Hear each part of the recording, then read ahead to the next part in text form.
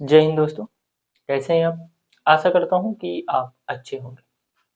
और हमने जो जेआरएफ के लिए नेट के लिए और जो यूपीपीसीएस ऑप्शनल यूपीपीसीएस और सॉरी यूपीएससी ऑप्शनल के लिए हमने जो जियोग्राफी का जो सब्जेक्ट था, सेगमेंट था, वो हमने स्टार्ट किया था। उसी पर हमने पहले क्या किए, हमने कुछ आधारभूत सत्र किए। उस आधारभूत सत्र के बाद अब हमें क्या करना है, तो कुछ आधारभूत सत्र की, जिसमें से जो हमारा लास्ट था वो जियोलॉजिकल टाइम स्केल को लेकर के था। तो आधारभूत सत्र अगर आपको सब नहीं करने हैं तो नहीं करिए, आपकी इच्छा। लेकिन मैं कह रहा हूँ पहले तो आप सब कर लीजिए, क्योंकि जब आप सब क्लासेस करेंगे आधारभूत सत्र, उनसे हो सकता है आपके एग्जाम में ना डिफिकल्ट, वहां से क्वेश्चन ना मिले। लेकिन मैं ये दावे के साथ कह सकता हूँ कि जब उन 5 क्लासों को आप करेंगे ना, उसके बाद ही आपको पता चलेगा कि जो हमने अगली क्लासेस की क्यों की। वो बताता है कि इतिहास एक जो सॉरी भूगोल जो है ना, भूगोल का इतिहास बताता है। भूगोल कैसे बना, हम भूगोल को ही क्यों पढ़ते हैं। मैं बता रहा हूँ एनसीईआरटी 11 एंड 12 का जो पहला चैप्टर है वो आपको पता चलेगा कि उसको कैसे पढ़ना। अभी तक जो हम उसको सिर्फ ढो रहे थे एक बोझ की तरह, अब हमें पता चला कि ये बोझ नहीं था भाई, यही तो मेन था। यहीं से तो पता चला कि हमें क्या आगे पढ़ना है। तो मैं कहता हूँ कि उसको भी आप जाकर जरूर देखिए। अगर आप सब नहीं देख रहे हैं, लापरवाही कर रहे हैं, तो मैं कह रहा हूँ ये पहली बात तो आपके लिए सही नहीं है। लेकिन उसमें एक जियोलॉजिकल टाइम स्केल यानी भूवैज्ञानिक समय सारणी का भी एक क्लास है, उसको जरूर देख लीजिए। क्योंकि उसका हमें समय समय पर या फिर बीच बीच में वो शब्द यूज करेंगे, कभी हम हार्डियन करेंगे, कभी आर्कियन करेंगे, कभी पेटेरोजोइक, कभी प्रीकैम्बियन, कभी कैम्बियन। ये सारी चीजें हम करते रहेंगे, इसलिए वो सारी चीजें देख लेंगे तो आपको एक बार में क्लियर हो जाएगा। आज हमारा जो सेगमेंट है, जो हमारा आज टॉपिक है, टॉपिक क्या है हमारा, जो आज हमारा न्यू टॉपिक है, न्यू सब्जेक्ट है, वो आज हमारा है पृथ्वी की उत्पत्ति। टॉपिक है और सब्जेक्ट है भू आकृति विज्ञान। तो आज जो है हम क्या आरंभ करने वाले हैं, तो आज हम जियोमॉर्फोलॉजी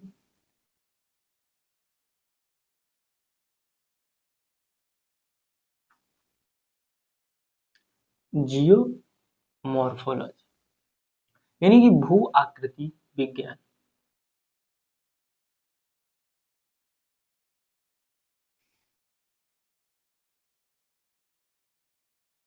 आज हम भू आकृति विज्ञान की बात करने वाले हैं। किसकी बात करने वाले हैं? भू आकृति विज्ञान। तो हमें भू आकृति विज्ञान में पढ़ना क्या है? सबसे पहली बात तो हमें पढ़ना क्या है, तो जो हमारे यूपीएससी स्टूडेंट हैं ऑप्शनल्स के, मैं उनको पेपर फर्स्ट की बात कर रहा हूँ। यहीं से है। पेपर फर्स्ट में क्या आ जाएगा? जियोमॉर्फोलॉजी आ जाएगा। और क्या आ जाएगा? हमारा जैवमंडल आएगा, पर्यावरण आएगा, और क्या जलवायु आएगा, समुद्र आएगा, ओशियनोग्राफी। वो कहाँ से आएंगे? यही फर्स्ट पेपर में आते हैं। मैं क्या कह रहा हूँ कि जियोमॉर्फोलॉजी में हमें पढ़ना क्या है, तो जियोमॉर्फोलॉजी हमें क्या पढ़ना है पता है? उसमें से हमें सिर्फ स्थल मंडल बता रहा है। क्या पढ़ना है इसमें? हमें स्थल मंडल पढ़ना है। मैं कह रहा हूँ अगर स्थल मंडल से शुरुआत करें, भाई स्थल मंडल है तो हमें स्थल मंडल से बात करनी चाहिए। लेकिन मैं कह रहा हूँ अगर हमें स्थल मंडल पढ़ना है तो हमें स्थल मंडल के पहले की भी बात तो करेंगे। तो स्थल मंडल कैसे बना होगा, हमें देखना पड़ेगा कि जो पृथ्वी की आंतरिक संरचना, भाई स्थल मंडल कैसे बना, तो पृथ्वी की आंतरिक संरचना, वहां से ज्वालामुखी आ रहे हैं, वहां से भूकंप आ रहे हैं। तो हमें क्या देखना पड़ेगा कि जो हमारी पृथ्वी की जो आंतरिक संरचना है वो कैसी है। तो हम क्या देखेंगे पहले? पृथ्वी की आंतरिक संरचना। लेकिन हम कह रहे हैं कि यार पृथ्वी की आंतरिक संरचना देखना है, तो पृथ्वी की आंतरिक संरचना तो देखेंगे ही। लेकिन हम कह रहे हैं कि अगर पृथ्वी की आंतरिक संरचना देखनी है तो पृथ्वी बनी कैसी होगी ये भी तो देखना बहुत इंपॉर्टेंट है। भाई पृथ्वी की आंतरिक संरचना देख रहे हैं, लेकिन हम ये नहीं देख रहे हैं कि पृथ्वी बनी कैसे होगी। भाई पृथ्वी को भी तो देखें ना, पृथ्वी की उत्पत्ति कैसे हुई। अगर हम पृथ्वी की उत्पत्ति की बात करेंगे तो स्वाभाविक सी बात है हम किसकी बात करेंगे? ब्रह्मांड की उत्पत्ति की बात करेंगे। भाई पृथ्वी क्या है? पृथ्वी एक ग्रह है, और ब्रह्मांड जब उत्पत्ति हुई तभी तो पृथ्वी की उत्पत्ति हुई। तो जब पृथ्वी की उत्पत्ति देखेंगे तो क्या अन्य ग्रहों की उत्पत्ति नहीं देख लेंगे? बिल्कुल देख लेंगे कि भाई जैसे हुआ है, जिस प्रकार से पृथ्वी का हुआ वैसे ही हमारे अन्य ग्रहों का भी हुआ, बुध का हुआ, मंगल का हुआ, बृहस्पति का हुआ, शनि का हुआ, यूरेनस का हुआ, सभी उसी प्रकार से बने। उन्हें यही बात है कि अगर हमें स्थल मंडल पढ़ना है तो पहले अंतरिक्ष संरचना पढ़नी पड़ेगी पृथ्वी की। उसके पहले हम पृथ्वी की उत्पत्ति देखेंगे और उत्पत्ति देखेंगे तो हमको क्या पता चलेगा? ब्रह्मांड की उत्पत्ति। तो आज हम वहीं से स्टार्ट करते हैं। किसकी बात करते हैं? तो आज हमारा जो टॉपिक है वो है पृथ्वी की उत्पत्ति। पृथ्वी की उत्पत्ति, ठीक है।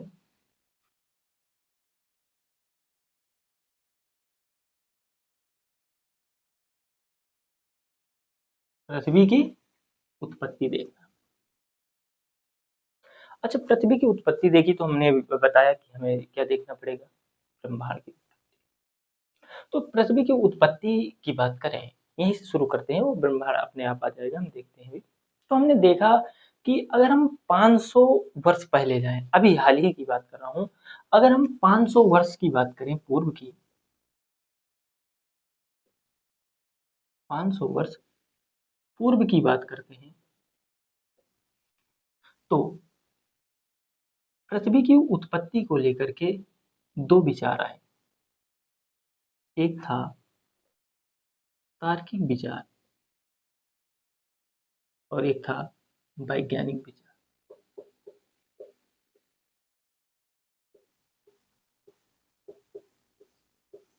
तार्किक विचार और वैज्ञानिक विचार, ये दो विचार आए। 500 वर्ष पूर्व की बात कर रहा हूँ। इसमें तार्किक विचार में कहा गया, तार्किक विचार में हमारे, इसमें मैं अगर नाम लूं तो अरस्तु हो सकते हैं,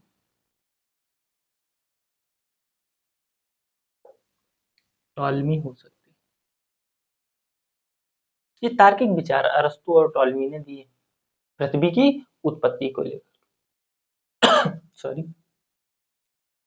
उन्होंने कहा कि देखो, हमारी जो पृथ्वी है वो केंद्र में है। तो इन्होंने क्या दिया? भू केंद्रित संकल्पना दिया। सबसे पहले तो क्या दिया इन्होंने? भू केंद्रीय केंद्रित संकल्पना।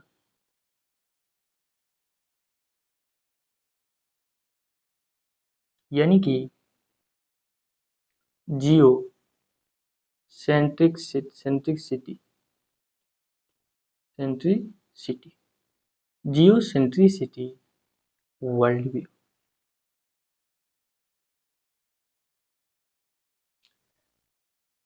तार्किक विचार में अरस्तु थे, टालमी थे। इन्होंने भू को केंद्र में माना और इन्होंने क्या दिया? जियो सेंट्रिसिटी जो है वर्ल्ड व्यू दिया। यानी कि जो हमारा ब्रह्मांड है वो भू के केंद्र में है, पृथ्वी केंद्र में है। उन्होंने बताया कि जो हमारी पृथ्वी है वो केंद्र में है और इसके तरफ जो हमारे क्या है, अन्य ग्रह हैं जो क्या कर रहे हैं? चक्कर लगा रहे हैं। उनमें से कुछ हमारे तारे हैं, कुछ ग्रह हैं। ये हमारे तारे हैं या सूर्य कह दो, सूर्य है। सूर्य क्या है? तारा है। यहाँ पे ग्रह आए और उन्होंने कहा और बहुत सारे तारे। इन्होंने किसने कहा? तार्किक विचार वालों ने कहा। कहा कि भू केंद्र में है, जिन्होंने जिनकी संकल्पना थी कि भू केंद्रित वर्ल्ड है, विश्व है, ब्रह्मांड है। उन्होंने कहा कि कुछ इस प्रकार से, और ये हमारी क्या है? ये हमारी पृथ्वी, जो पृथ्वी हमारी केंद्र में है और बाकी सभी क्या है? सूर्य ग्रह तारे उसकी परिक्रमा कर रहे हैं। लेकिन जो वैज्ञानिक थे, वैज्ञानिक विचार आए और वैज्ञानिक विचार में उन्होंने क्या कहा? उन्होंने कहा कि यह सौर केंद्रित या सूर्य केंद्रित है। पृथ्वी जो हमारी है वो सौर केंद्रित है, सौर केंद्रित है संकल्पना, सौर केंद्रित संकल्पना, यानी कि इसी को हम हेलियोसेंट्रिसिटी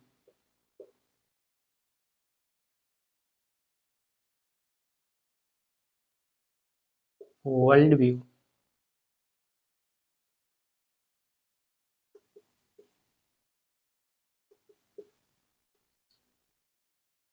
कहा।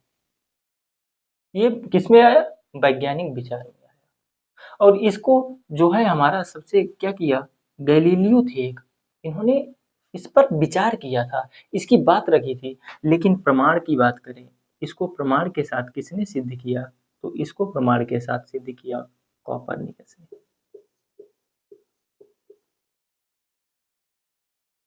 कॉपरनिकस ने कहा कि देखो, जो अभी तक ये हम कह रहे थे कि पृथ्वी केंद्र में है, पृथ्वी केंद्र में है, तो ऐसा कुछ नहीं है। उन्होंने कहा कि देखो, ये सूर्य है और इसी सूर्य के चारों तरफ क्या कर रहे हैं?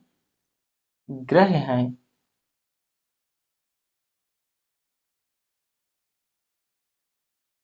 या कह दें पृथ्वी है, और तारे हैं, और बहुत सारे भी क्या हैं? ग्रह हैं, तारे। इन्होंने कहा जो पृथ्वी केंद्र में थी, ये वाला भाई साहब ये झूठ है, ये गलत है, इसको पकड़ो, क्योंकि सूर्य केंद्र में। और इसी प्रकार से इन्होंने सौर केंद्रित संकल्पना का उजागर किया। इस प्रकार से हमारे तार्किक विचार और अवैज्ञानिक विचार है। तार्किक विचार को ही हम क्या बोलते हैं? अवैज्ञानिक कह सकते हैं, क्योंकि इसमें सबसे ज्यादा क्या था? तर्क की बात थी, विज्ञान की नहीं थी। और इसको हम क्या कहते हैं? वैज्ञानिक विचार को जो है हम क्या कहते हैं? तार्किक विचार है। और ये हमारे वैज्ञानिक विचार। वैज्ञानिक विचार कब आए? तो ये हमारे 15वीं 16वीं शताब्दी में आए।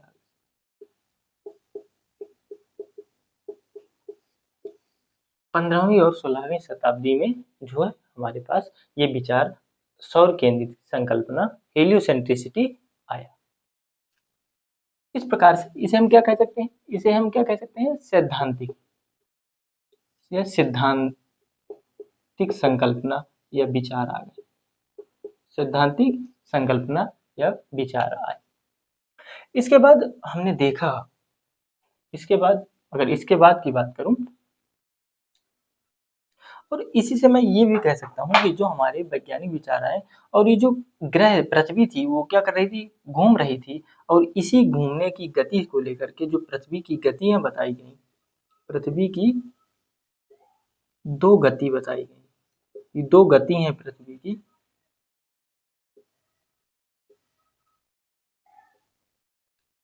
एक गति को इन्होंने दैनिक गति कहा। क्या कहा? दैनिक। और एक को वार्षिक। जो दैनिक गति थी उसी को हम क्या बोले? घूर्णन गति बोले। और जो वार्षिक थी उसी को हम परिभ्रमण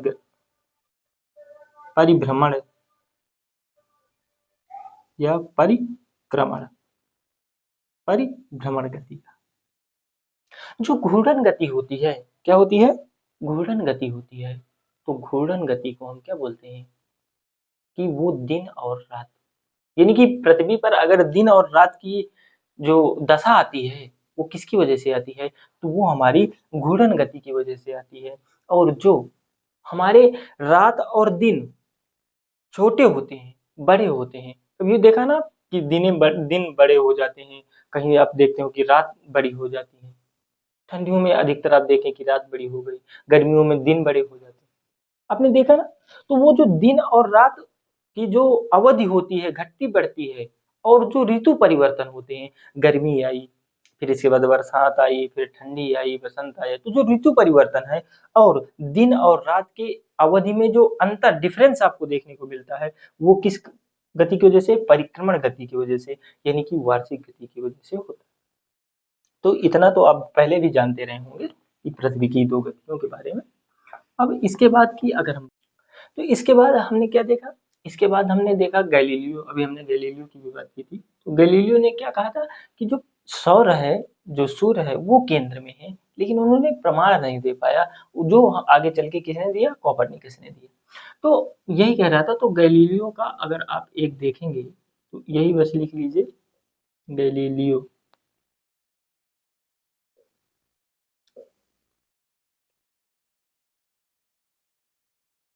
एक सिद्धांत दिया और उस सिद्धांत को कहते हैं लॉ ऑफ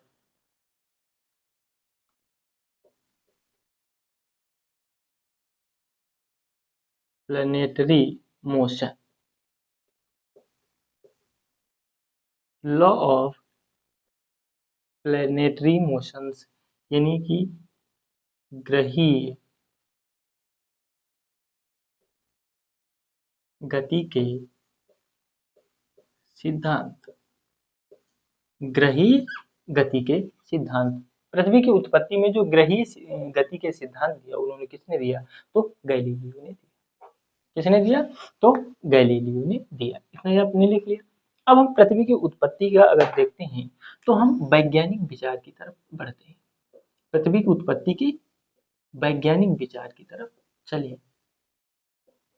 तो वैज्ञानिक विचार जो थे वो किससे जुड़े हुए थे? जो हमारे वैज्ञानिक विचार थे वो हमारे न्यूटन साहब से जुड़े हुए थे। किससे जुड़े थे? न्यूटन से। क्यों जुड़े थे? क्योंकि न्यूटन का जो गुरुत्वाकर्षण का नियम था,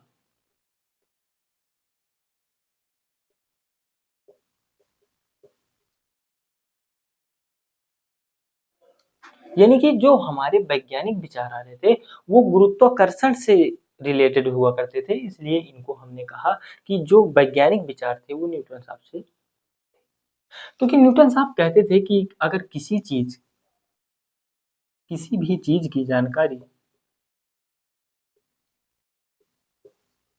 जो जानकारी है वो वैज्ञानिक पद्धति से होनी चाहिए या वैज्ञानिक ढंग से होनी चाहिए।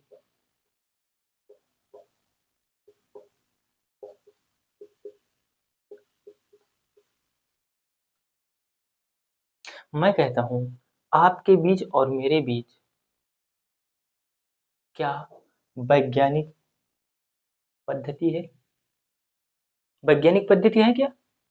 मैं कहता हूं कि एक माँ और बेटे के बीच, माँ बेटे के द्वारा कितनी भी प्रताड़ित की जाए, लेकिन एक बच्चे के लिए, एक बेटे के लिए एक माँ का प्यार जो होता है ना वो कभी क्या नहीं होता, कम नहीं होता है।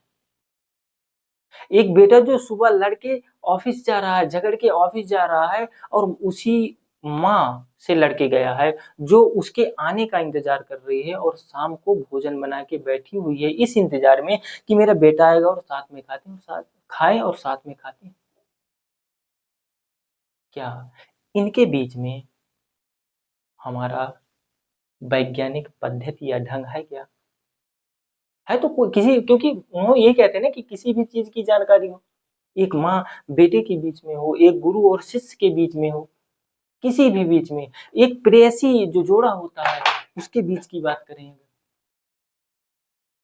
वो दोनों प्यार करते हैं, एक दूसरे के साथ रहने के लिए जो है वो बहुत सारी चीजों से कंप्रोमाइज करते हैं और एक जिंदगी में वो दोनों साथ रहते हैं। क्या इसके बीच कोई वैज्ञानिक पद्धति है क्या?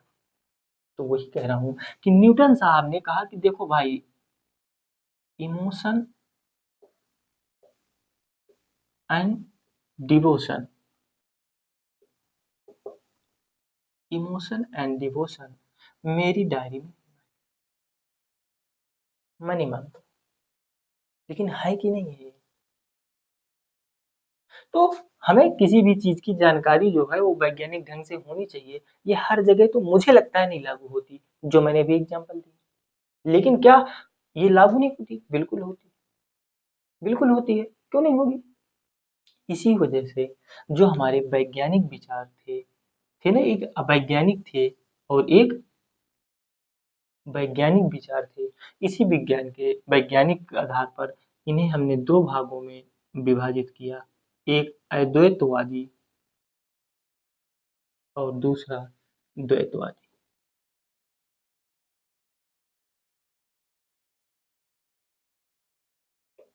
अद्वैतवादी और द्वैतवादी। अगर हम द्वैतवादी परिकल्पना या विचार पर जाते हैं तो इसमें पहला जो आता है वो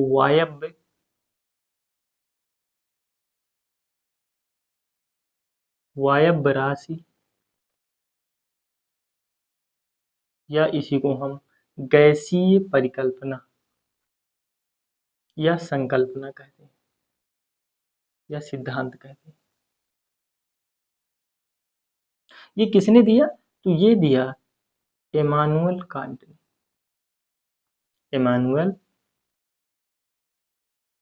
कांट कब दिया? तो ये 1755 में। कब दिया? 1755 में। वायव्य राशि या गैसीय परिकल्पना जो एक अद्वैतवादी की जो वैज्ञानिक ढंग में या जो विचार में जाता है, इमानुएल कांट जो 1755 ईस्वी में ने क्या कहा कि एक वायव्य राशि परिकल्पना का प्रतिपादन किया। और इस पर इन्होंने किसका सहारा लिया?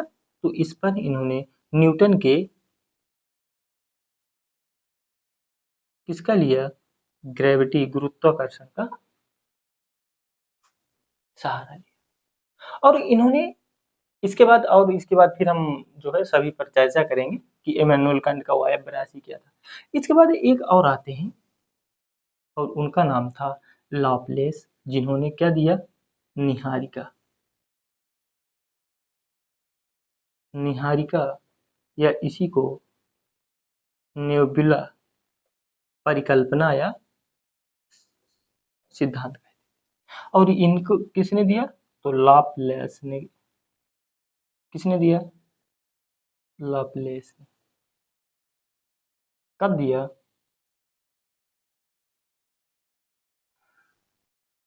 1796। इमैनुअल कांट ने 1755 में, सोचो 1755 में भाई उन्होंने बताया कि वायु गैस मतलब ब्रह्मांड की उत्पत्ति को लेकर के। लेकिन जो निहारिका और नेबुला आया ये काफी हद तक क्या है? वैलिड है। और उन्होंने लाप्लेस ने क्या 1796 में उन्होंने बताया कि एक हम ऐसे परिकल्पना कर सकते। लेकिन अगर मैं द्वैतवादी की करूं तो इसमें बहुत सारी परिकल्पनाएं, जिनमें से एक ग्रहाणु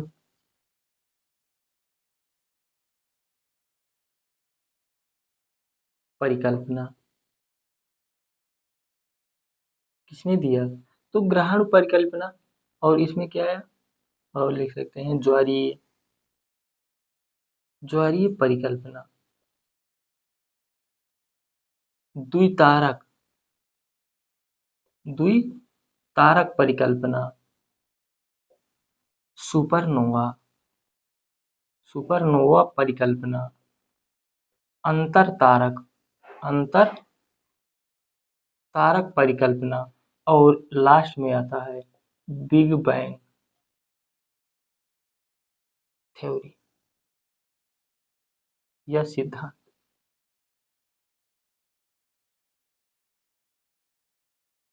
ग्रहाणु परिकल्पना की बात करूं तो इसे किसने दिया? तो इसे दिया चेम्बरलेन, चेम्बरलेन और माल्टा।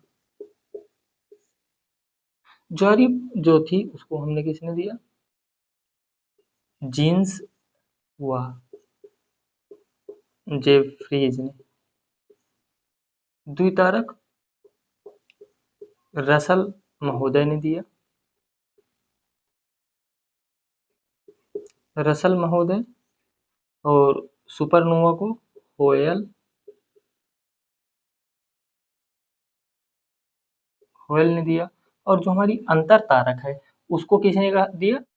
इसको दिया ओडो स्मिथ।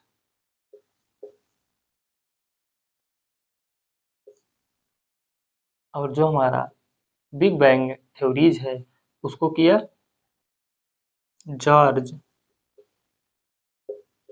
लैमात्रे से आरंभ होती है। कब? 1920 से। इस प्रकार से हमने क्या देखा? अद्वैतवादी वायव्य राशि परिकल्पना। अब हमने इनको क्या करना है? ये लिख लिया। इसके बाद हमने एक एक को देखना है कि वो क्या कह रहे थे, उसका क्या था, कैसे था, ये सभी के देखते हैं। अब हम अद्वैतवादी द्वैतवादी सभी को देखेंगे।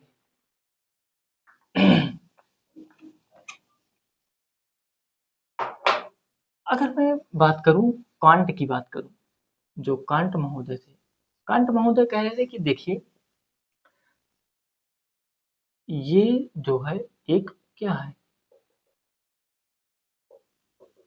आकाशीय पिंड है। क्या है? बहुत सारे आकाशीय पिंड हैं, या यहाँ पर क्या है, गैस और डस्ट एंड जो डस्ट एंड गैसेस थे, धूल, गैस और धूल कणों का क्या है, एक बहुत बड़ा निहारिका है। और ये हमारा जो निहारिका है,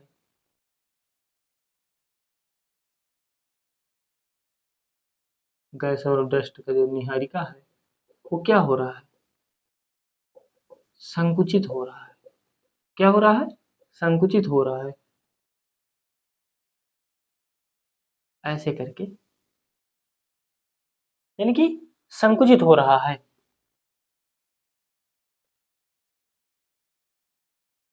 जो हमारे धूल और डस्ट की जो निहारिका थी, वो क्या हो रही है, संकुचित हो रही है। कौन?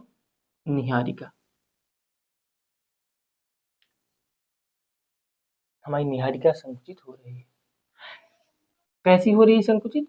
तो संकुचन हुआ, और संकुचन के बाद क्या हुआ, संकुचन। तो इसमें क्या हुआ, जब संकुचन होगा, जब एक दूसरे की तरफ कण जाएंगे, ये ब्रह्मांड है, ब्रह्मांड में बहुत सारे धूल कण घूम रहे हैं, लेकिन वो धूल कणों को कह रहे हैं कि वो संकुचित होने लगे। संकुचित कैसे होने लगे? क्योंकि उनके सेंटर में गुरुत्वाकर्षण आया, और गुरुत्वाकर्षण एक दूसरे को क्या करने लगा, खींचने लगा, और दो सभी जो आसपास के कण थे वो उसी की तरफ जाने लगे, यानी कि गुरुत्व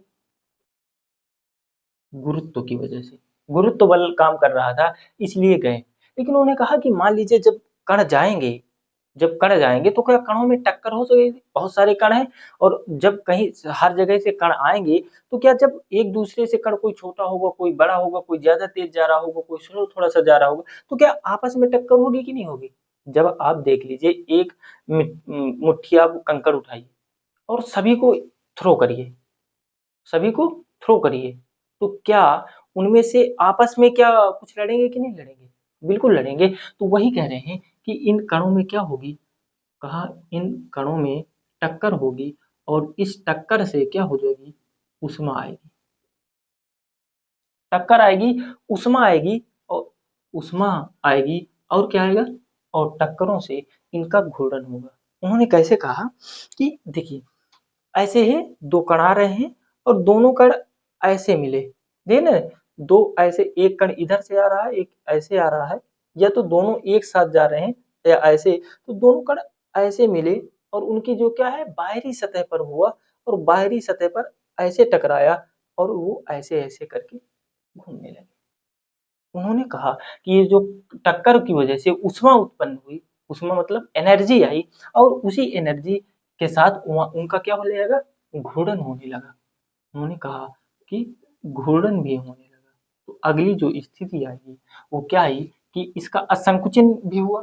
तो जब इन्होंने कहा कि अब जो है हमारा क्या, जो हमारा ब्रह्मांड के गैसीय धूलकण थे, वो उनका संकुचन होकर के क्या हुआ, और ज्यादा संकुचित हो गए। संकुचित मतलब छोटे हो गए।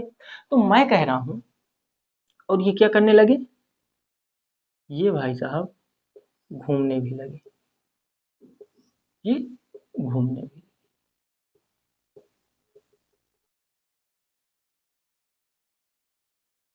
कांट साहब यही कह रहे हैं कि और घूमने लगे, और इनका फिर से क्या हुआ, संकुचन हुआ।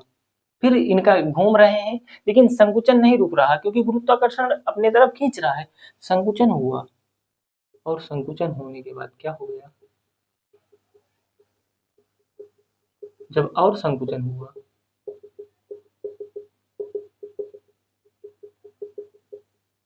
यहाँ पर घूम रहा है, और संकुचन भी हो रहा है। क्या हो रहा है, संकुचन भी हो रहा है। अब मैं ये पूछ रहा हूँ कि ये थोड़ा सा बड़ा है, और ये और क्या हो गया, ये घना हो गया, और घूम भी रहा है। तो जो इसकी गति होगी, और इसकी गति होगी, दोनों में अंतर होगा कि नहीं होगा? मैं कह रहा हूँ, यहाँ भी ये घूम रहा था, यहाँ भी ये घूम रहा है। ये क्या था, ये थोड़ा इससे बड़ा था, इसका संकुचन हुआ, फिर ये आया, यानी और छोटा हुआ।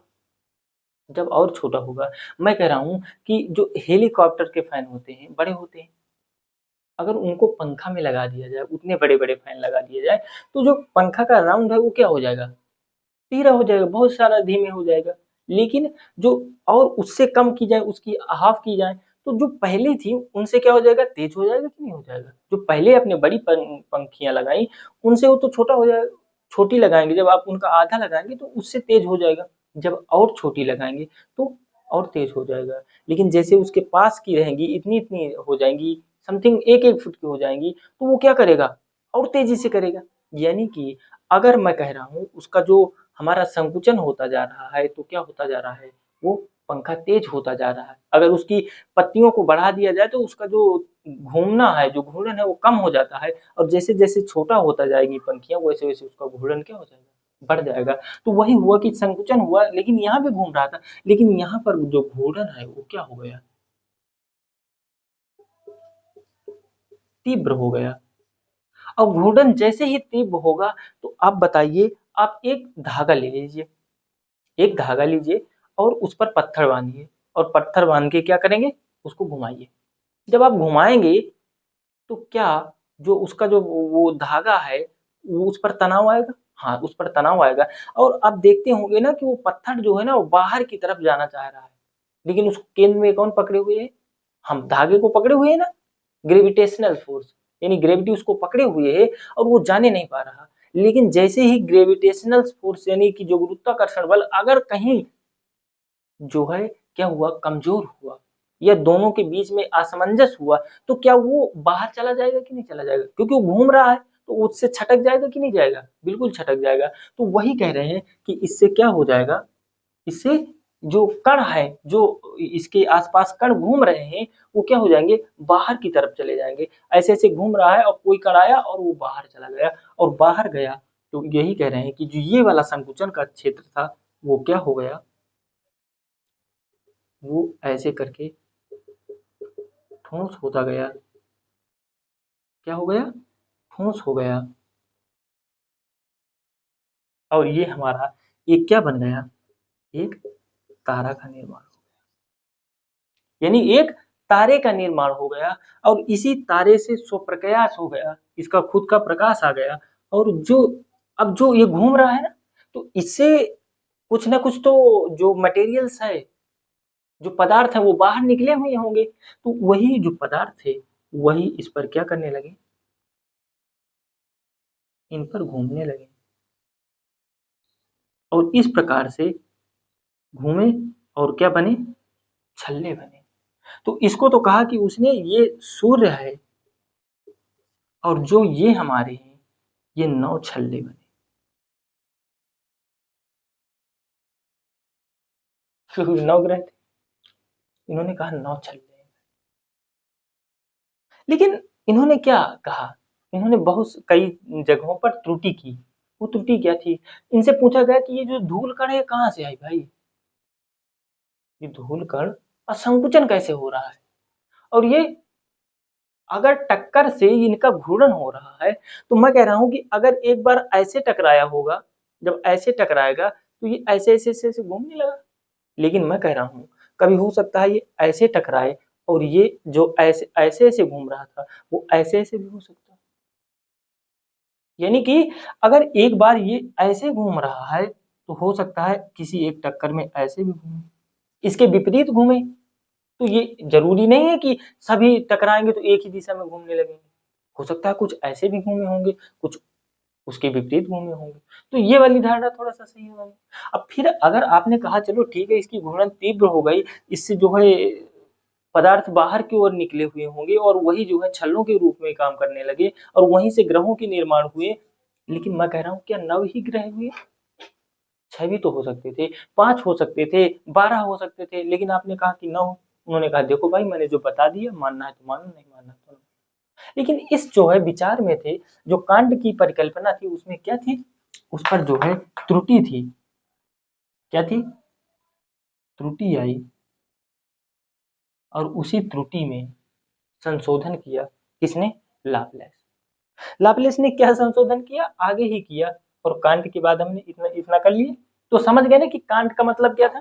कांट ने कहा कि देखो ब्रह्मांड में एक गैस धूलकण है, उस गैस धूलकण जो है उनका क्या हो रहा है, संकुचन हो रहा है। उस निहारिका का संकुचन हो रहा है। संकुचन क्यों हो रहा है? क्योंकि उसके केंद्र पर एक बल काम कर रहा है जिसका नाम है गुरुत्वाकर्षण बल। और गुरुत्वाकर्षण बलों की वजह से जो आसपास के जो धूलकण हैं वो क्या कर रहे हैं, केंद्र में आ रहे हैं, जिस वजह से क्या हो रहा है, संकुचन हो रहा है। और वही कण क्या कर रहे हैं, एक दूसरे से आपस में टकराएंगे तो वहां से उष्मा आएगी, और उष्मा और उसके साथ वो घूमेंगे। जब उष्मा आएंगे तो पदार्थ बनेगा, उसमें से पदार्थ बनेगा, बिल्कुल बनेगा। उसमें से पदार्थ बना, घूर्णन हुआ और वो घूमने लगे, उनका और संकुचन हुआ, और संकुचन होते होते वो एक तारे का रूप लिया और तीव्र हुआ, और उससे फिर जो है कई छल्लों में क्या के बने, हमारे ग्रह बने। यानी कि जो तारे का जो संकुचन के बाद जो तीव्र घूम के बाद जो छटका पदार्थ, जो उससे बाहर की ओर भागा पदार्थ, उसी से हमारे क्या बने, ग्रह बने। ये इन्होंने कांट साहब ने ऐसा कहा। लेकिन ये कई जगह त्रुटि थी जो हमने बताई। इसके बाद कांट के बाद हमारे लाप्लेस साहब आते हैं। कौन आते हैं? लाप्लेस।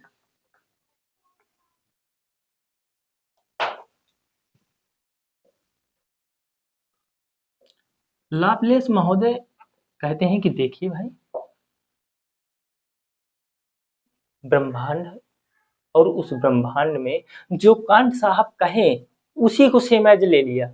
उन्होंने ये नहीं बताया कि कैसे क्या, उन्होंने सेम एज लिया। क्या उन्होंने कहा? उन्होंने जो कांट नहीं बताया, उन्होंने कहा कि ऐसा हो रहा है। उन्होंने कहा देखो भाई साहब, इन्होंने क्या दिया, निहारिका। और निहारिका काफी हद तक क्या है,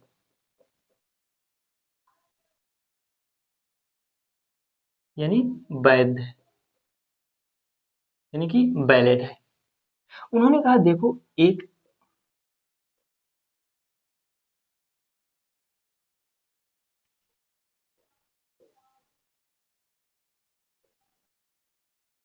एक नेबुला था, निहारिका था, ये क्या होता है? उन्होंने कहा देखो, वो गर्म था, जो नेबुला था वो गर्म था। एक नेबुला था, उन्होंने कहा कि देखो पहले से ही एक नेबुला था, वो गर्म था और घूर्णन कर रहा था।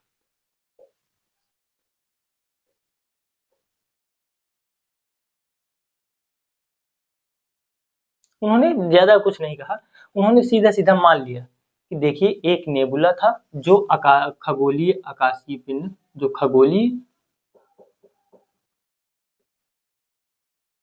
पिंड थे, यानी कि जो नेबुला क्या था, खगोलीय पिंडों का समूह था। एक नेबुला था, वो गर्म था, उन्होंने झंझट नहीं पाला, और उन्होंने कहा कि घूर्णन कर रहा था। जहां गलती क्वांट ने किया था वो गलती को उन्होंने सुधारा और कहा कि एक नेबुला था, गर्म था, घूर्णन कर रहा था। क्या था? एक नेबुला था।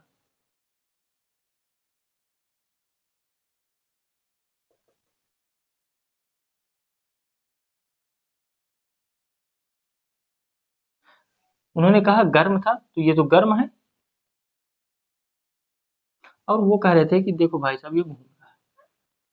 उन्होंने बताया कि एक नेबुला था जो गर्म था और घूम रहा था। उन्होंने कहा कि ये घूमता रहा, और इसके बाद क्या हुआ, संकुचन आया। इसमें क्या संकुचन आएगा कि नहीं आएगा? हाँ, संकुचन आएगा। लेकिन संकुचन के समय उन्होंने बताया कि देखो, कुछ ऐसे बना, क्योंकि हमारी पृथ्वी गोल तो नहीं है। हमारी पृथ्वी कैसी है, थोड़ा सा क्या है, चपटी हुई है। तो उन्होंने कहा कि देखो ये हमारी पृथ्वी है, और वो कुछ इस प्रकार से,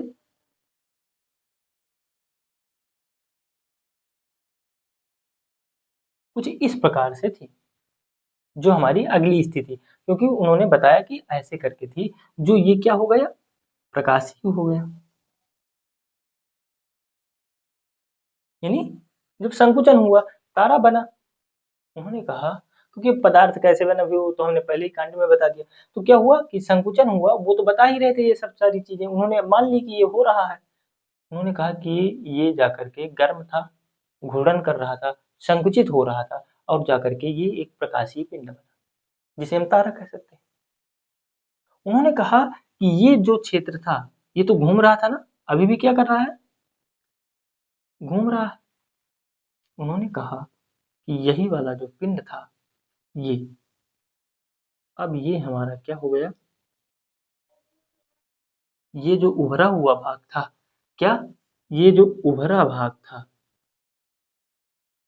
जिस उभार था, यहाँ पर उभार है दोनों तरफ, तो इन्होंने कहा जो उभार वाला क्षेत्र था वो घूर्णन के समय बाहर की तरफ भागा, बाहर की तरफ छिटका, और जो है क्या बना, यहाँ से छल्ले बने, क्या बने, छल्ले बने। उन्होंने सीधा सीधा कहा कि देखिए इस प्रकार से क्या हुआ, हमारा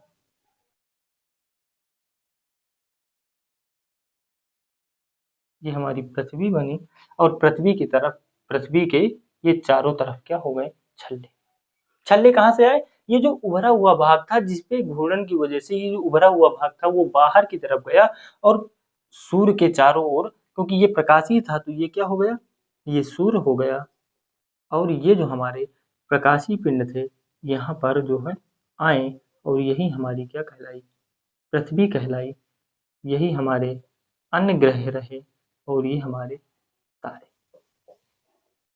इस प्रकार से उन्होंने संकल्पना दी, क्योंकि ये जो थे, तो मान लीजिए जब काम करेंगे तो ये जो हमारे उभरे हुए थे तो इन पर होंगे कि नहीं होंगे, यहाँ पे भी पदार्थ होगा, यहाँ पे भी हर जगह क्या होंगे, ये हर जगह क्या होंगे, हर जगह पदार्थ होंगे कि नहीं होंगे, हर जगह ये हमारे पदार्थ होंगे कि नहीं होंगे, जो छिटका हुआ भाग था यहाँ पदार्थित थे, जी बिल्कुल, और यही पदार्थ जाकर के एक जगह मिले, और मिलकर के क्या बनाए, ग्रहों का निर्माण किया। यही हमारा कौन दे रहा है, लाप्लास महोदय। इस प्रकार से ये जो हमारी निहारिका है वो काफी हद तक क्या है, वैध है।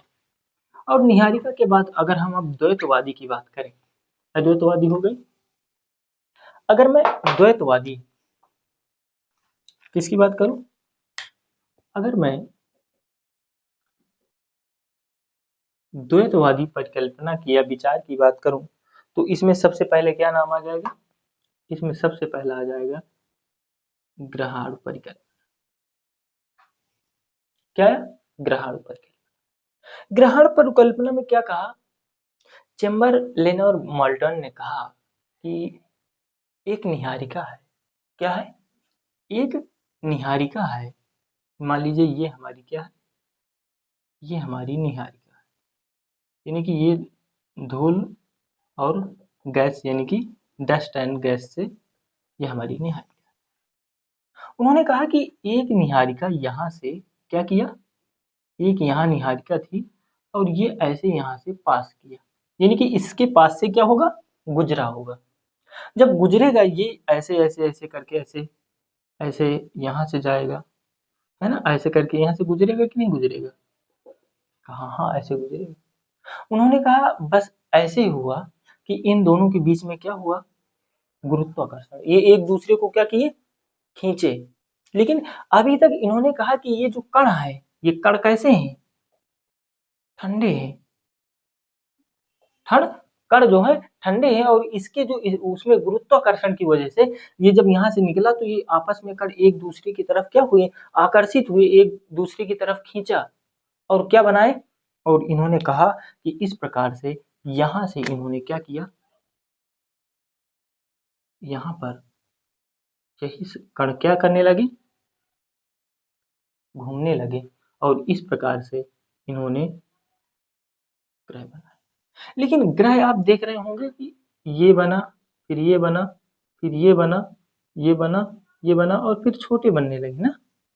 इन्होंने कहा फिर अगर ये है तो ये क्यों हो रहा कि कहीं छोटे हैं, कहीं फिर उससे बड़े, फिर कहीं बड़े, फिर छोटे। अगर हम ये मान लें कि चलो ये नजदीक का था तो यहाँ छोटे थे, और ये दूर का था इसलिए वहां पे ज्यादा रहे होंगे तो बड़े बन गए। लेकिन अगर हम सबसे ज्यादा दूर की बात करें तो वहां तो, और वहां भी छोटे हो गए, पहले छोटे फिर बीच में बड़े फिर छोटे, ऐसा क्यों। उसी को लेकर के उन्होंने एक ज्वारीय परिकल्पना आई, जो उसको भी बताती है। ज्वारीय परिकल्पना क्या थी कि ये एक हमारी निहारिका थी, क्या थी, ये हमारी निहारिका थी और यहाँ से पास हुआ। पास होगा तो यहाँ से जाएगा।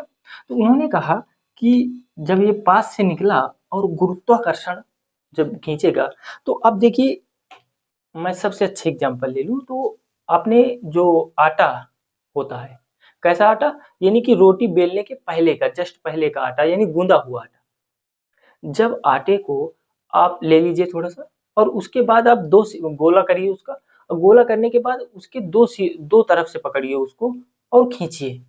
जब उसको दोनों तरफ से खींचा जाएगा तो कैसी स्थिति हो जाएगा कि यानी कि मान लीजिए दोनों तरफ क्या हो जाएगा, दोनों तरफ पतला हो जाएगा और बीच में क्या रहेगा, वो ऐसा कुछ रहेगा कि नहीं रहेगा, दो तरफ से तो पतला रहेगा, दोनों तरफ से वो जो खींचा हुआ भाग होगा वो पतला हो जाएगा और जो बीच का क्षेत्र होगा वो क्या हो जाएगा, मोटा हो जाएगा। उन्होंने कहा कि यहाँ से पदार्थ आए, यहाँ से पदार्थ आए और बीच में मिले, बीच में क्या हुए, मिले, और जब इन दोनों के बीच में क्या हुआ, गुरुत्वाकर्षण हुआ, जब एक दूसरे को ये दोनों, ये भी खींच रहा होगा, इस पर भी तो ग्रेविटी थी और इस पर भी ग्रेविटी थी, और दोनों ने क्या किया, समान तरह का अगर निकलेगा तो दोनों एक दूसरे को खींचेंगे और खींचेंगे तो कुछ ऐसी स्थिति बनेगी। तो उन्होंने कहा इसी स्थिति में क्या हुआ, यहाँ पर छोटे बने और यहाँ पर बड़े बने और फिर यहाँ पर छोटे। ये था ज्वारीय संकल्पना, जो बिल्कुल क्या थी, गलत थी, वैध नहीं थी। इसके बाद अगर हम, ज्वारी हो गई, ज्वारी के बाद फिर क्या आता है, एक हम देख सकते हैं द्वितारक। क्या देख सकते हैं, द्वितारक। द्वितारक में क्या था, उन्होंने कहा देखिए एक ये हमारा निहारिका है और इस पर एक ये है और इस पर एक कण ये दोनों क्या कर रहे हैं, घूम रहे हैं। उसने कहा कि यहां से एक क्या है, पास किया निहारिका, पास किया, तो ये वाला जो था ये इसका क्या हो गया, विखंडन हो गया, यानी ये क्या हो गया, ये टूट गया, क्या हो गया, टूट गया, और इसका जो पदार्थ था वो इस प्रकार से यहाँ बिखर गया। अब जो ये पदार्थ इसके संपर्क में भी कुछ आया होगा तो ये भी लेके चला गया होगा, ये भी लेके चला गया होगा, जितना इसको गुरुत्वाकर्षण है इसको खींचा होगा, लेकिन जो बचा हुआ होगा वो इधर गया और इधर जाने के बाद क्या हुआ, ये इसके चारों तरफ घूमने लगा और इसके तरफ चारों तरफ घूमने लगा और यहाँ से क्या बने, ग्रह बने। ये द्वितारक का सिद्धांत है। अगर मैं एक अंतर तारक की बात करूं, किसकी बात करूं, अंतर तारक की बात करूं, अंतर तारक कहता है कि ये एक क्या था, निहारिका था, जहां पर क्या थे, पदार्थ कण थे और धूल थी, गैस थी, उनके बीच में क्या थी, धूल कण भी थे। जब ये पदार्थ है तो ये जो कण है, क्या इनमें अपने आप में एक ग्रेविटी होगी कि नहीं होगी, बिल्कुल होगी। तो जो धूल है, कण है, इनसे ज्यादा होगी कि नहीं होगी, हाँ इनसे ज्यादा होगी, क्योंकि ये तो पदार्थ है, ये पिंड है, अगर ये पिंड है तो इनसे ज्यादा ग्रेविटी इसके पास होगी, यानी कि ये क्या कर लेंगे, अपनी तरफ आकर्षित कर लेंगे, हाँ अपनी तरफ आकर्षित करेंगे। तो जो हमारी क्या थी, अंतर तारक, अंतर तारक धूल परिकल्पना,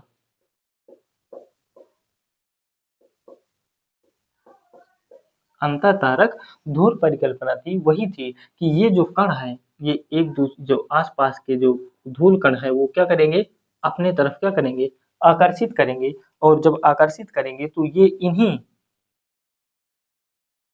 के चारों तरफ क्या करने लगेंगे, घूमने लगेंगे, और यहाँ से क्या बनेगा, हमारे ग्रह बनेंगे, तारे बनेंगे, और इस प्रकार से उन्होंने क्या कहा, इस प्रकार से हमारे ग्रहों का निर्माण हो सकता है। ये हमारे कैसे थे, 500 ईसा पूर्व की बात कर, ओ सॉरी 500 वर्ष पूर्व की बात कर रहे हैं।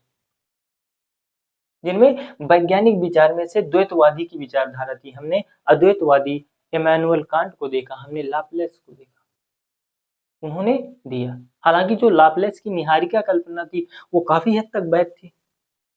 कांट ने क्या किया था, कांट ने जो बता रहे थे कि ऐसा हो रहा है, लाप्लास ने कहा कि ये पहले से हो रहा था भाई, मुझे नहीं पता, ये हो रहा था बस मान लो।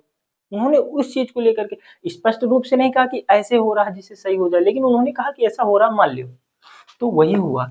और अगर हम, इन्होंने निहारिका की बात कर ली, इन्होंने जो है द्वैतवादी अद्वैतवादी विचार की बात कर ली, अब क्या करने लिए, अब हम क्या करें, तो अब लेकिन अभी भी कुछ संतुष्टता नहीं आई, और अभी हम जो है निहारिका को वैलिड मान रहे थे कि नहीं, निहार जो लाप्लास साहब ने कहा वो ठीक है, हाँ ये मानते हैं। लाप्लास साहब का चल रहा था, लेकिन अब 20वीं शताब्दी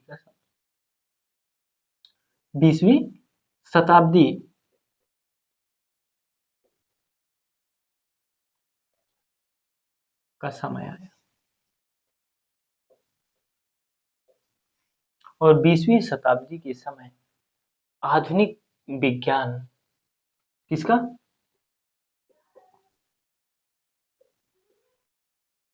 आधुनिक विज्ञान का,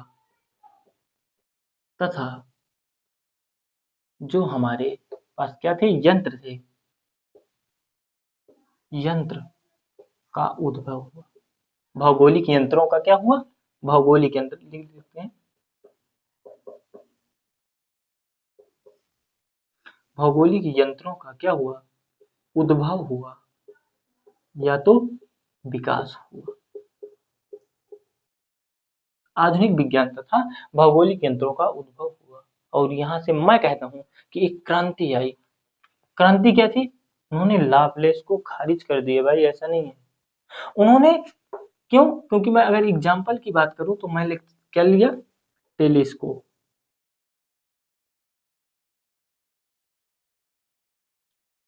टेलीस्कोप लिया, दूरबीन आई। मैंने टेलीस्कोप को देखा, से लगाया, और मैंने क्या देखा, यूनिवर्स को देखा। मैंने यूनिवर्स को देखा, और जब मैंने यूनिवर्स को देखा तो यूनिवर्स में मैंने किसको देखा, बृहस्पति को देखा, मैंने शनि को देखा। मैंने जब बृहस्पति को देखा तो मैंने देखा कि यार इसमें बहुत सारे ऐसे करके दिख रहे हैं, ये क्या है, पता चला कि ये बृहस्पति की चंद्रमाएं हैं, या इन्हीं को हम उपग्रह कहते हैं। किसी ग्रह के भी उपग्रह होंगे जिन्हें हम उपग्रह कहते हैं, उस ग्रह का क्या कहते हैं, उपग्रह कहते हैं। हमने कहा यार ये तो हम बता ही नहीं रहे थे। हमने शनि को देखा, हमने शनि को देखा तो हमने देखा कि यार इसमें छल्ले हैं यार। हमने कहा अभी तो हम सूर्य के छल्ले में ही परेशान थे, ये तो शनि भी लिए बैठा है यार। ले, हम ग्रहों के निर्माण में छल्ले कर रहे थे, ग्रह खुद लिए छल्ले घूम रहा है। यहाँ से क्या हुआ, यहाँ से लाप्लास खारिज हुआ कि यार पूरी तरह से सही नहीं कर पाए, और यहाँ से एक नई प्रगति आई, और इसी नई प्रगति में हम एक संकल्पना पढ़ेंगे, और उस संकल्पना का नाम क्या है, बिग बैंग। क्या नाम है उस संकल्पना का, बिग बैंग थ्योरी, थ्योरी, या इसको हम बोलते हैं महाविस्फोट। क्या बोलते हैं, महाविस्फोट। इस महाविस्फोट की बात करते हैं तो ब्रह्मांड जब बना, कैसे बना, और यहाँ से हमारी एक क्या आई, आधुनिक आई, पृथ्वी की उत्पत्ति को लेकर बिग बैंग थ्योरी क्या आई, आधुनिक विचारधारा आई, वैज्ञानिक दृष्टिकोण आया। किसकी वजह से, जब हमने एक भौगोलिक यंत्रों की खोज कर ली, हमने आधुनिकता की, विज्ञान की खोज की, टेलीस्कोप आया, और उसे हमने जब देखा तो बृहस्पति और शनि को देखा, हमने कहा यार ये तो अपना अलग मॉडल ही है। बहुत सारी विभिन्नताएं देखी, हमने कहा यार हम जो सोच रहे थे वो तो यहाँ है ही नहीं। हम बहुत सारी संकल्पना ऐसी फालतू में दे रहे थे। हालांकि वो तो उस समय तर्क था जब कुछ भी नहीं था, वो ना जानने के सिर्फ अनुमान लगाए जा रहे थे, तार्किकता लगाई जा रही थी उस समय भाई। समझो, पहले भूवैज्ञानिक आई, फिर जाके हेलियोसेंट्रिक आया, जियोसेंट्रिक से हेलियोसेंट्रिक लाया, लेकिन लाए ना। और अब लाने जा रहे हैं हम ब्रह्मांड की जो आधुनिक में, जो आज आज भी सबसे ज्यादा मान्य थ्योरीज है, उसी को हम बोलते हैं बिग बैंग थ्योरी। उसी की बात करेंगे। तो बिग बैंग थ्योरी की अगर हम बात करें कि यह जो बिग बैंग विस्फोट था वो कैसे हुआ, तो हमने देखा कि एक क्या था, एक ये पदार्थ था।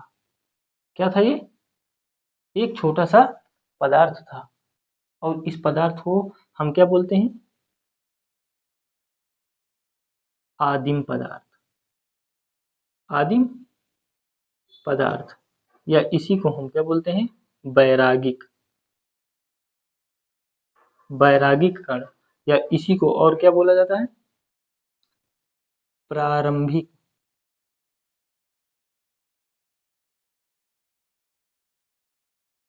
अणु।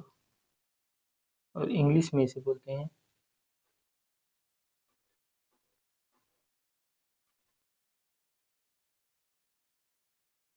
सिंगुलरिटी। उन्होंने कहा ये पदार्थ था, आदिम पदार्थ था, और इस पर असीमित, असीमित क्या था? असीमित घनत्व था, बहुत अधिक घनत्व था, द्रव्यमान।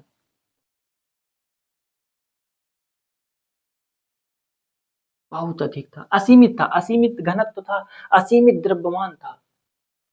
तो क्या इस पदार्थ का खंडन होगा कि नहीं होगा? हाँ, पदार्थ का खंडन होगा। और इसका क्या हुआ? इसका विस्फोट हुआ। और इस विस्फोट को हम कहते हैं कि यह 13.7 करोड़, सॉरी अरब पहले हुआ। 13.7 अरब पहले हुआ। 13.7 अरब साल पहले एक विस्फोट हुआ। किस पर? ये आदिम पदार्थ था जिस पर असीमित घनत्व और द्रव्यमान था। तो क्या जब इसका विस्फोट होगा, जब इसका विस्फोट होगा, तो क्या यहाँ से कोई ऊष्मा निकलेगी कि नहीं निकलेगी? विस्फोट होगा तो स्वाभाविक सी बात है, ऊष्मा निकलनी है भाई, ऊष्मा बिल्कुल निकलेगी। और मैं कहता हूँ कि क्या ऊष्मा से, अगर मैं इसकी बात करूं, इस प्रकार से कि ऊष्मा निकली और ऊष्मा से क्या बना? पदार्थ। अच्छा, ऊष्मा से पदार्थ बन सकता है क्या? हाँ, बन सकता है। कैसे ऊष्मा से पदार्थ बन सकता है? तो ऊष्मा से पदार्थ इसलिए बन सकता है क्योंकि E is equal M C square होता है। E is equal M C square. E energy, M mass. तो एनर्जी, ऊष्मा से क्या निकलेगा? एनर्जी। और पदार्थ में द्रव्यमान। इसलिए जो हमारी ऊष्मा से क्या बन सकता है? पदार्थ बन सकता है। और पदार्थ से क्या बना होगा? निहारिका बनी होगी। निहारिका में क्या था? धूल ही तो थी, गैस ही तो थी, dust and particles, dust particle थे, गैसेस थे, गैस एंड डस्ट पार्टिकल को ही तो हमने क्या निहारिका। तो क्या इस पदार्थ से निहारिका का निर्माण हुआ होगा कि नहीं हुआ होगा? हाँ, एक आदिम पदार्थ था, उस आदिम प्रारंभिक पदार्थ था, उसका विखंडन हुआ, विस्फोट हुआ, और उस विस्फोट से ऊष्मा निकली, उस ऊष्मा से पदार्थ बने, और उस पदार्थ से निहारिका बनी। और उन निहारिकों से क्या हमने, जो इमैनुअल कांट थे और जो हमने लाप्लेस को बताया, क्या उन्हीं निहारिकाओं से हमने तारा बनते देखा कि नहीं देखा? हमने तारा बनते देखा कि नहीं देखा? हाँ, हमने तारा बनते देखा। क्या इन्हीं निहारिकाओं से तारे बनेंगे कि नहीं बनेंगे? तारे का निर्माण होगा कि नहीं होगा? हाँ, इन निहारिकाओं से, इन नेबुलाओं से हम क्या बना सकते हैं? हम बना सकते हैं तारे। हम नहीं बना सकते, बल्कि ये बन जाएंगे, प्राकृतिक रूप से क्या हो जाएंगे? बन जाएंगे और हमने निहारिका से तारे बनाए, तारे बन गए। तारे बनने के बाद क्या ये तारे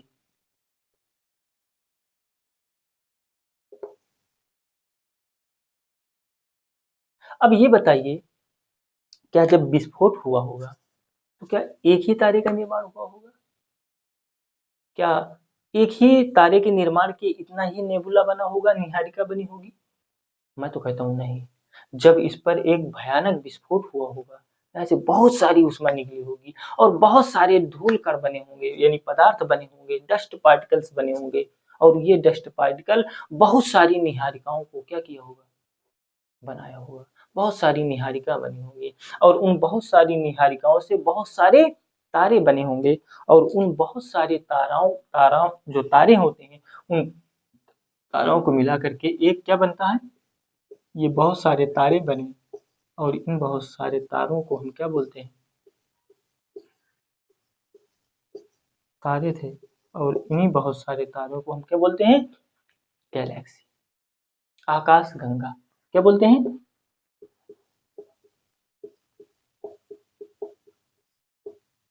आकाश गंगा।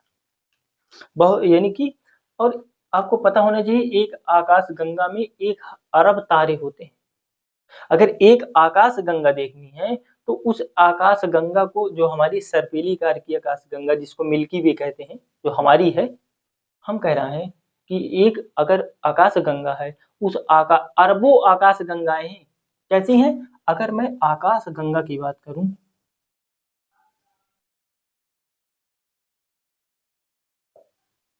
इन्हीं को हम क्या बोलते हैं, गैलेक्सी।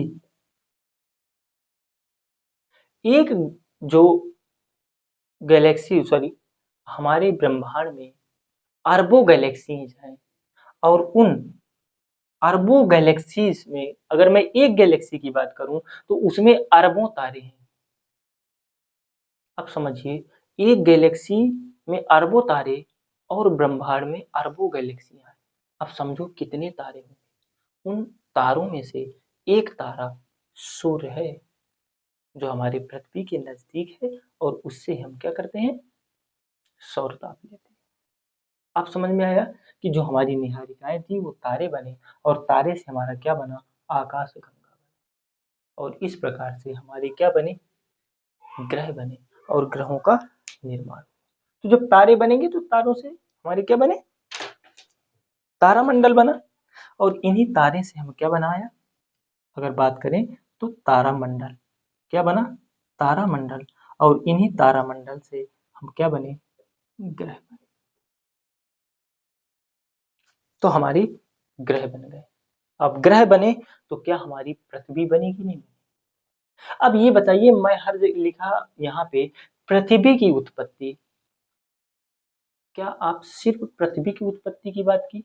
क्या मैंने अभी तक सिर्फ पृथ्वी की बात की, कि मैंने सभी ग्रहों की बात कर ली, मैंने सभी तारों की भी बात कर ली, मैंने बात कर ली, मैंने बुध की भी बात की, मैंने शुक्र की भी बात की, मैंने बृहस्पति की भी बात की, क्योंकि वो ग्रह थे ना, सबको मैंने ग्रहों की बात की।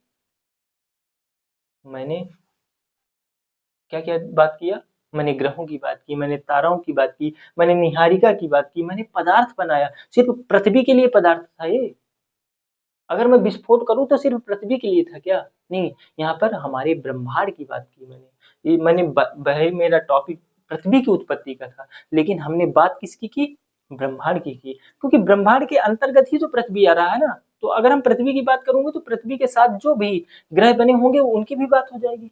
तो इस प्रकार से हमने आज लगभग लगभग ही नहीं बल्कि पूरी तरह से हमने ब्रह्मांड की उत्पत्ति को देख लिया, और उसी उत्पत्ति के साथ हमने पृथ्वी की भी उत्पत्ति को देख लिया। इस प्रकार से आज के लिए हमारा जो टॉपिक था पृथ्वी की उत्पत्ति, वो यहाँ खत्म होता है। और अब जो हम अगला टॉपिक करने वाले हैं वो क्या होगा, तो पृथ्वी की आंतरिक संरचना। मैंने बताया था ना कि स्थल मंडल को पढ़ना है, स्थल मंडल पढ़ना है तो हमें देखा कहीं पर जो नीचे गया हुआ गर्त दिख रहा है, कहीं पर देखे भ्रंश हुआ हुआ, कहीं पर उठा हुआ है, कहीं पर फ्लैट है। हमने देखा कि यार ये स्थल मंडल, भाई साहब, इसकी जो आंतरिक गतिविधि है ना, पृथ्वी की आंतरिक गतिविधि की वजह से हो रहा है। तो हमने कहा यार पहले ऐसा करते हैं कि हमें पृथ्वी की आंतरिक संरचना को देखते हैं। जब हम आंतरिक संरचना पर गए, हमने कहा यार क्यों ना हम पृथ्वी की उत्पत्ति को पहले देखें। तो वही देखा, हमने पृथ्वी की उत्पत्ति देखी। अब हम कल देखने वाले हैं पृथ्वी की आंतरिक संरचना को, और पृथ्वी की आंतरिक संरचना के बाद फिर हम देखेंगे पृथ्वी के जो सतह पर स्थल मंडल है, फिर हम उसके स्थल मंडल की बात करेंगे। तो आज के लिए बहुत बहुत धन्यवाद, और मिलते हैं नेक्स्ट सेशन में। तब तक के लिए आप सभी का बहुत बहुत धन्यवाद। जय हिंद दोस्तों।